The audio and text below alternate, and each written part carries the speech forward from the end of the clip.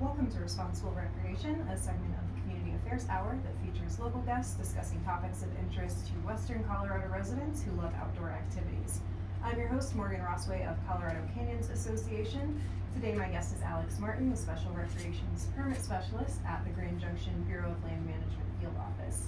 And we are going to be discussing all the things you need to know about the upcoming permit season, changes out at Rabbit Valley, and recreation.gov. Thanks for coming on the show, Alex. Thanks for having me. Of course. So January is the beginning of permit season, so whether you're looking forward to camping this spring, rafting on Ruby-Horesethief out in McInnis Canyon National Conservation Area, or putting in for the big National River Permit Lottery, that'd be for rivers like the Grand Canyon, you'll likely be familiar with, or at least need to get yourself familiar with, the website recreation.gov to do so. So Alex, what's the first step that a person needs to take to make sure that they can plan their camping and river trips for the upcoming season? So the first thing they need to do is set up a recreation.gov account if they don't have one. You just need a valid email address to do that. Then I would go in and I'd make sure you fill out all of your information, including all of your payment information. So when you do get ready to book that site, all of that's all in there and it's not an extra step you have to take.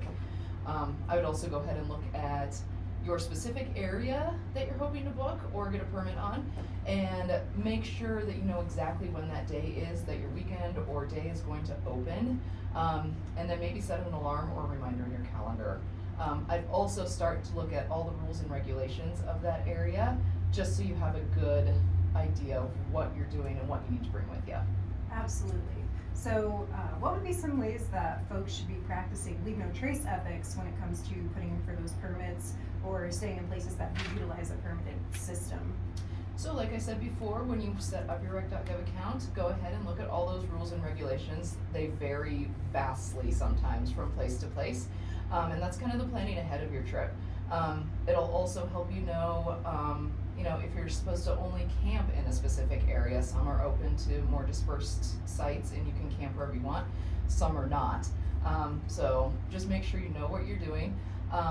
Download some of those maps onto either your phone or buy a paper map, so you're not lost. Know if you're going to have cell phone service or not. A lot of these areas are really spotty, so you can't always rely on your cell phone just to get you to where you need to go. So those paper maps can be really helpful. Also, a lot of the recreation.gov sites, national park sites, BLM sites, things like that, you'll find a lot of good information on respecting wildlife and respecting other visitors, like quiet time and things like that. So yeah, just be respectful of the land and your neighbors. Definitely. Plus, I know we're kind of in a desert climate out here, so people who are maybe used to camping and staying at fee sites that are in the mountains or around a lot of trees are probably thinking, oh, I can just take whatever firewood's laying around, and especially out at like Rabbit Valley. I think is that a rule that you can't even collect firewood, I'm pretty sure? Correct. A lot of Western Colorado and Eastern Utah have that regulation just because it is such a fragile ecosystem if you're cutting down trees. So yeah, you'd have to bring in your own firewood or purchase that somewhere coming in. Correct, yeah. Awesome. For those of you just tuning in, you're listening to Responsible Recreation on KAFM. Our guest is Alex Martin from the Bureau of Land Management. So some people may already be aware that their favorite local camping area, the Rabbit Valley part of McInnis Canyon National Conservation Area, is going to be moving to a paid fee site starting February 1st. That's next week. Could you just share a little more about those details, about the changes for those who may not know that there's changes happening? Sure. Rabbit Valley has been an incredibly popular site for years and years here, and it's kind of been getting a little overloved.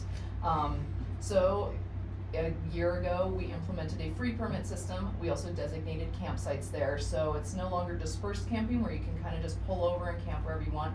You do have to camp at one of the sites that's marked with a camping sign.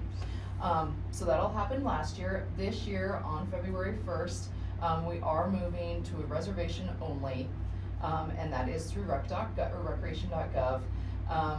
You can get, some sites are going to be 6 months out that you can book a site, so you can plan for that long-term trip. But then to kind of give everybody a chance and plan for those shorter term trips that, that spontaneous weekend trip, half of the sites are also gonna be open 4 days before you show up. So I think that'll help accommodate everybody and kind of every sort of trip out there. Yeah. And just to clarify, so the February 1st when it starts, that will be even when the 6-month out sites are available, right? Like you could go on right now, and if you wanna go 6 months from now, reserve one at the moment, correct? Correct, you have to just wait and do that on February 1st. Okay, gotcha. Will this be kind of similar then to like the North Fruita Desert Campground area that's also on that half 6 month, half 4-day out? We actually did use that as our model, so yeah, that's great. a lot of feedback we got. Awesome. So could you tell us a little bit about how permits help with conservation efforts and sustainability in areas where they are required? I know you kind of mentioned that piece of when an area starts to kind of get loved to death. Yeah, so like I said, Rabbit Valley is getting loved to death.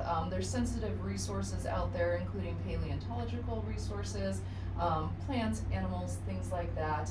And then also, seeing campers as far as the eye can see, and you look out over this beautiful scenery that you have, and you see, tents and stuff, which is great. I love that people are getting outside, but also it kind of takes away from that user experience a little bit.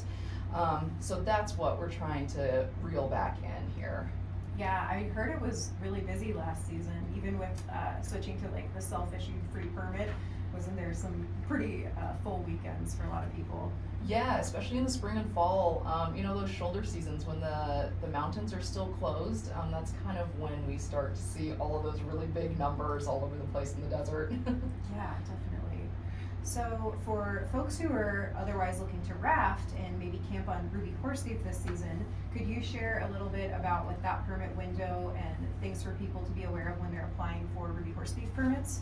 Sure, so that is a permit that you apply for 2 months before your launch date. It's pretty easy. We did make that change to make it easier for people, so February 10th you can book your permit for April 10th. So that's great. We did change last year, you must launch on your launch date. We were seeing issues with that, so we've made that change to hopefully manage that user experience a little better. People not launching on their launch dates, other users get really frustrated at the time when they're floating by all these campsites that they couldn't book, but they're empty. So hopefully we're trying to mitigate that a little bit. I know we've got volunteers and river rangers and stuff down there, hopefully every day to help with all of those changes down there. We do allow dogs on Ruby-Horesethief. It's fantastic. It's actually one of the few rivers left in the West that do allow dogs. They do count towards your group size and they do count towards your group fee.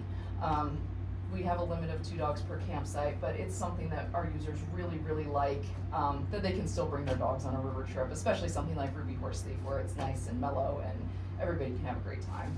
Right, so if you know you're going with a big group, it's probably best to just plan mentally, subtract those 2 dogs from your max group size of 25, or I know there are some sites that are less than 25, correct? So checking that ahead of time. There are, yeah, that's something that rec.gov or the BLM website can help you with.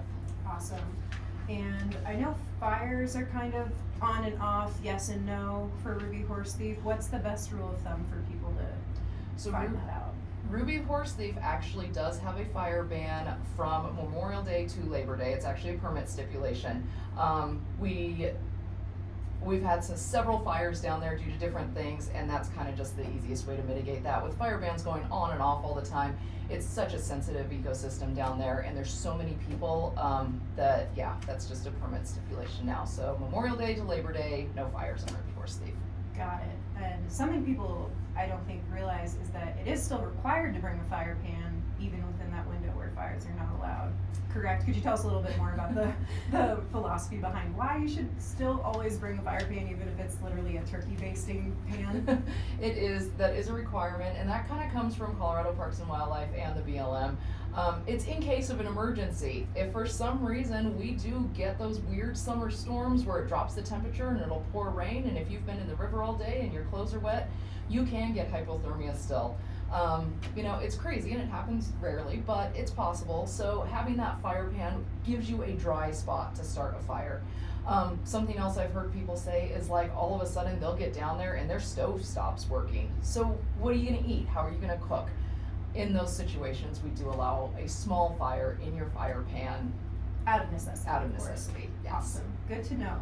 So if you're just a member of the public and maybe you're just tuning in, or you might have a few questions that we didn't address, whether it's about Rabbit Valley or Ruby-Horesethief, river permits, what would be the best way to get some of those questions answered? We have a great field office here in Grand Junction, the BLM Grand Junction field office. It's out by the airport. We have a great front desk staff that can help you out with maps, brochures. They'll go track down a park ranger or a forester, whoever you need to talk to. They're fantastic up there for any questions. You can call them 970-244-3000. And like I said, general BLM questions. And if they don't know the answer, I guarantee you they will track somebody down who knows that, and they will get back to you. If you're having issues with recreation.gov, they can help you to a certain extent. Recreation.gov does have a helpline, 877-444-6777. They also offer an email and a live chat. So they can help you as well. One question that I didn't think about until now, but maybe you can help bridge the answer. Say you're someone who's headed out to Rabbit Valley tonight, since it's obviously not quite that February 1st window. What would someone who wants to stay out there for, through February 1st or through February 2nd from tonight or perhaps this weekend, what would be the best way for them to go about extending that stay to have that 4 or 5 days in a row? So we did set up 18 Road and Rabbit Valley.